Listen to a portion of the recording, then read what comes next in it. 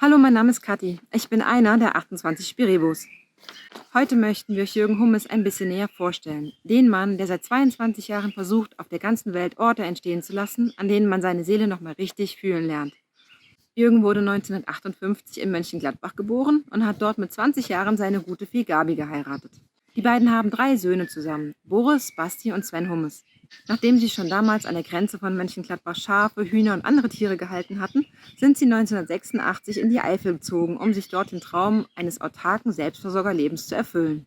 Jürgen ist gelernter Zimmermann und hat zu dem Zeitpunkt, wo sie umgezogen sind, im Hochbau gearbeitet, um den ganzen Umzug und den Hauskauf finanzieren zu können.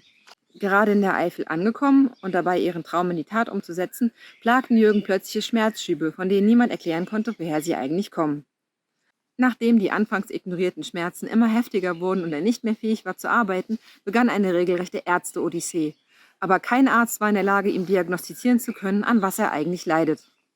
Die 5-köpfige Familie war damals gezwungen, ihren Traum erstmal an den Nagel zu hängen. Tiere und Gerätschaften wurden verkauft und die ungewissen Jahre begannen. 12 Jahre später, im Jahr 1998, entschied Jürgen, sich keinen weiteren Prozederen in Krankenhäusern mehr auszusetzen. Er wollte keine freiwillige Testperson mehr sein und wollte eher sterben, wie sich das weiter noch anzutun. Er kroch regelrecht auf allen Vieren in den Wald, um dort ein wenig Ruhe für sich zu finden, und hatte dort ein Erlebnis der etwas anderen Art, das sein Leben maßgeblich veränderte. Er traf eine Fee, die ihm erklärte, dass es seine Aufgabe sei, ein Mittler zwischen der materiellen und der geistigen Welt zu sein. Genau diese geistige Welt vermittelte ihm, welche Kräuter er wie zubereiten sollte und sie innerlich einzunehmen oder äußerlich als Umschläge zu verwenden.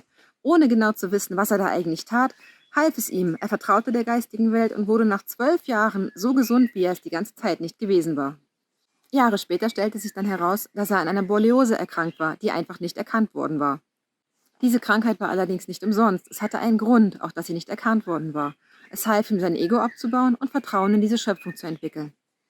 All diese Jahre der Krankheit und des Leides waren notwendig, um ihn auf seine neue Aufgabe vorzubereiten. Nachdem es ihm gesundheitlich besser ging, bildete ihn die geistige Welt 2 Jahre lang aus. Er wurde zum Schamanen. Nach diesen 2 Jahren teilten ihm seine geistigen Helfer mit, dass es an der Zeit wäre, seine Gabe mit anderen zu teilen. Sie sagten ihm ganz klar, dass wenn er nicht in der Lage dazu wäre, seine Gabe zu teilen, um anderen Menschen zu helfen, bräuchte er die Gabe nicht mehr und sie würden sie wieder von ihm nehmen. Denn wenn er damit nur seine eigene Familie versorgen würde und nicht anderen Menschen helfen würde, bräuchte er sie auch nicht. Er hat sich anfangs schwer damit getan, auf einmal zu sagen, dass er ein Schamane ist und mit der geistigen Welt arbeitet und konnte sich nicht vorstellen, dass es Anklang finden würde. Aber er hat trotzdem einen Informationsabend veranstaltet. Eine Freundin hat ihm damals geholfen, einen Raum zu mieten. Er ist allerdings davon ausgegangen, dass einfach niemand kommen würde.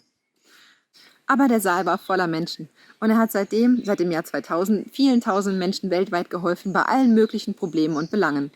So, das war jetzt in aller Kürze der Lebenslauf von Jürgen Hummes, wie es dazu gekommen ist, dass er schamanischer Berater geworden ist, obwohl er eigentlich ein Mann ist oder war, der mit beiden Beinen fest im Leben gestanden hat. Dem konntest du weder mit Elfen, mit Feen, mit UFOs oder sonstigen außergewöhnlichen Phänomenen kommen. Er war ein absoluter Realist. Mit all diesen Dingen konnte er damals einfach nichts anfangen. Und vielleicht ist auch genau deswegen er ein schamanischer Berater geworden, weil es auch für ihn eine Prüfung ist, diese Dinge anzunehmen. Im Jahre 2006 hat er sich mit Gleichgesinnten zusammengetan, obwohl er eigentlich nie eine Gemeinschaft gründen wollte. Wir sind damals unserer ersten Aufgabe in den Schwarzwald gefolgt, um dort eine alte Jugendherberge zu renovieren in das Heidehaus, ein schamanisches Meditations- und Erholungsheim. Nach einem Jahr Heidehaus haben wir gemerkt, dass die deutsche Bürokratie sehr engmaschig ist und uns ziemlich eingrenzt. Also haben wir uns entschieden, unser Leben grundlegend zu verändern und sind im Jahr 2007 nach Togo, Westafrika, ausgewandert. Dort haben wir 8 Jahre lang gelebt. Wir haben ein Dorf aus dem Nichts entstehen lassen, haben eine Krankenstation aufgebaut, die Buschambulanz ins Leben gerufen, haben ein Waisenhaus gegründet und ein Ausbildungszentrum für Jugendliche. Wir hatten große Tierherden und haben in Afrika unschätzbare Erfahrungen sammeln können, die uns heute noch durchs Leben tragen. Nach 8 Jahren hatten die meisten von uns ein inneres Gefühl, dass wir einfach nicht mehr am richtigen Platz waren. Das wollte allerdings niemand von uns mit seinem Verstand einsehen, da wir uns dort für vieles sehr verantwortlich gefühlt haben. Nachdem uns Tropenkrankheiten immer mehr zusetzten und sich die politische Lage in Togo sehr veränderte, haben wir das als Zeichen gesehen und sind 2015 nach Bulgarien ausgewandert. Wir haben in dem Dorf Odrinci, direkt an der griechischen Grenze, unser neues Zuhause gefunden und haben uns 6 Jahre lang ein regelrechtes Selbstversorgerparadies dort aufgebaut. Wir hatten eine eigene Ölpresse, ein Laufrad, mit dem wir Mehl mahlen konnten und große Tierherden und ich behaupte mal, dass wir zu 95% in der Lage waren, absolut autark zu leben. Nach diesen 6 Jahren, unser Traumdörfchen war fast fertig, haben wir auf einmal alles an den Nagel gehangen und sind der Meridian-Expedition gefolgt. Diese neue Aufgabe hat Jürgen von der geistigen Welt vermittelt bekommen und er hat diese Info erstmal eine Woche mit sich rumgetragen, weil er dachte, wow, das kann es jetzt aber auch nicht sein, jetzt sind wir fast fertig und jetzt sollen wir schon wieder losziehen. Aber für Jürgen sind die Aufgaben, die ihm die geistige Welt überträgt, immer noch das Wichtigste im Leben, auch wenn man anfangs nicht versteht, warum man das alles auf sich nehmen soll. Also hat er sich dazu entschieden, diese Meridian-Expedition anzutreten. Und wir als Spirebo-Gemeinschaft haben uns zusammen entschieden, ihn zu begleiten. Wenn wir damals in Otrenzi geblieben wären, hätten wir uns eigentlich auf unseren eigenen Lorbeeren ausgeruht. Wir hätten uns für unser Paradies entschieden und für unseren Schaukelstuhl. Aber wir hätten nicht den Menschen damit geholfen oder der Welt geholfen. Also haben wir uns dazu entschieden, unser Selbstversorgerparadies einzutauschen gegen ein 120 Jahre altes Segelschiff. Mithilfe dieses Stahlschiffes sind wir bestimmte Meridianpunkte im Atlantik abgefahren. Und da Stahl und Wasser gute Leiter sind, konnten 72 schlummernde Lichtzentren wieder zum Leben erweckt werden. Momentan führen wir diese Meridian-Expedition auf der Insel La Gomera weiter. Das war von uns nicht geplant, aber jetzt sind wir hier gelandet und wir versuchen auch hier wieder einen Ort zu schaffen, an dem es Menschen möglich ist, geschützt ihre Seele wahrnehmen zu können. So, jetzt habe ich euch kurz erzählt, wie wir materiell all die Jahre gelebt haben und jetzt füge ich noch hinten dran, warum wir energetisch genau an den Orten gewesen sind. Das Heidehaus war für uns wichtig, um eine Gemeinschaft zu werden. Dort sind wir stark geworden, um überhaupt zusammen nach Togo gehen zu können. Nach Togo hat uns der Benner Montan gerufen, wo wir unser Dorf aufgebaut haben. Ein vergessener heiliger Ort, der am Schlafen war und wieder zum Leben erweckt werden wollte. Kraftorte und heilige Orte sind auf der ganzen Welt verteilt, um uns Menschen zu helfen. Jürgen hat sich in Togo zum Bodhisattva erkannt und hat dort in vielen tausenden Stunden Meditation eine Philosophie vermittelt bekommen, die ihm viele Einblicke in unsere Schöpfung gewährt.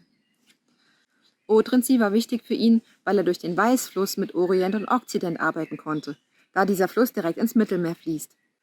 Das Mittelmeer ist die größte Badewanne unserer Welt, also wenn er Informationen in den Weißfluss gegeben hat, sind die ins Mittelmeer geflossen und durch Verdunstung und Abregnung konnte er nach Europa einwirken, nach Asien und nach Nordafrika. Ohne die Stahlratte hätten wir die Meridian-Expedition einfach nicht umsetzen können. Dadurch sind 72 Lichtzentren wieder zum Leben erweckt worden und die sind maßgeblich dafür verantwortlich, dass es Kraftorte und heilige Orte auf der ganzen Welt verteilt überhaupt gibt. Diese Expedition geht jetzt an Land weiter, auf der Kanareninsel La Gomera. Es reicht nicht, dass es Kraftorte und heilige Orte auf der ganzen Welt gibt. Es muss Menschen geben, die sich für diese Orte verantwortlich fühlen, die sie beschützen und die sie erhalten möchten. Wir möchten hier sowas Ähnliches wie eine Schule aufbauen, wobei wir das Wort Schule dafür eigentlich nicht richtig finden. Ein Ort, wo man Menschen die Möglichkeit geben kann, seine 7 Sinne nochmal richtig zu fühlen und wahrzunehmen. Und Jürgen möchte jedem, der sich für diese Welt verantwortlich fühlt, die Möglichkeit geben, ein Hüter zu werden, um auf diese Orte aufzupassen. So, wir haben euch das Wichtigste schon an den Anfang gepackt und wir packen es auch jetzt ans Ende. Seit 22 Jahren ist es Jürgen einfach das Wichtigste, Orte zu schaffen, an denen Menschen ihre Seele nochmal richtig fühlen können. Er möchte abgegrenzte, heilige Orte schaffen, die geschützt sind und an denen Neutralität herrscht, damit Menschen ihre Seele wahrnehmen können. Ich glaube, er selber sieht sich gar nicht so sehr als Lehrer oder möchte Leuten unbedingt etwas beibringen.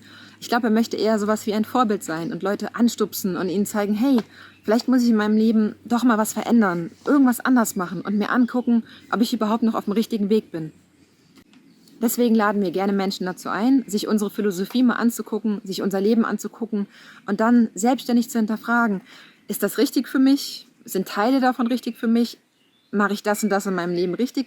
Vielleicht kann ich auch irgendwas ändern, um dann meinen Weg mehr zu finden, meine Seele mehr wahrnehmen zu können und zu leben, was sie eigentlich möchte.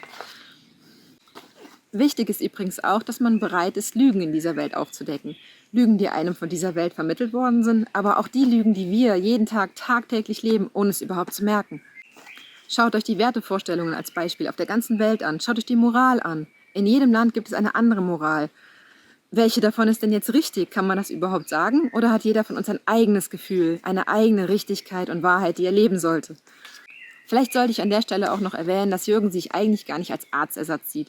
Denn wer wirklich krank geworden ist und will nur die Krankheit loswerden, der ist bei uns auf jeden Fall an der falschen Adresse. Denn jede Krankheit hat eine Ursache. Und die Menschen, die die Ursache klären wollen, die Probleme, die im Inneren sind, der kann gerne kommen, dem kann er auch helfen. Aber die Symptome zu lindern, die lindern nicht die Ursache. Ein schamanischer Berater vertritt nicht unseren Körper, der ist dafür da, um unsere Seele heil werden zu lassen. Wenn ihr noch mehr über unsere Philosophie wissen wollt, da wird es jetzt nicht das Video oder den Podcast zu geben, weil es einfach etwas Lebendiges ist, das wächst, es verändert sich, es ist nichts Dogmatisches und nichts Statisches, es hat auch mit Religion nichts zu tun. Und sobald man anfängt, das in Worte zu bannen und festzuhalten, dann wird es festgelebt, so wie zum Beispiel die 10 Gebote, die vor Tausenden von Jahren mal ins Leben gerufen worden sind und die seitdem viele Menschen auf der ganzen Welt befolgen, ohne zu wissen, sind die denn noch aktuell, sind die denn überhaupt für jeden von uns richtig?